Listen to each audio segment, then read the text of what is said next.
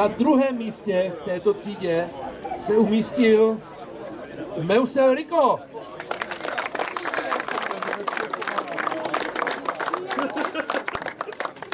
Kdo můj německý a tím vysvětlí, že neumím německý, že kurví jména, no, takže v pohodě. Toho poznali, že jo? Ale první neskurvím, protože tam je české jméno, mě to moc těší, a tam je Martin Švec.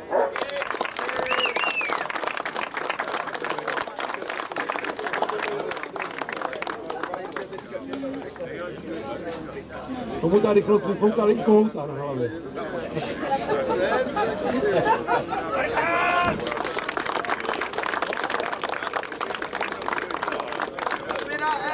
Na třetím místě Rico Meusel.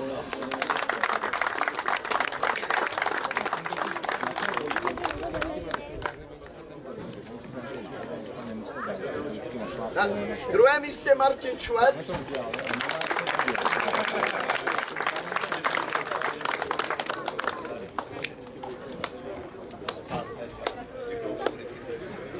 A vítězem je Michal Kašpar.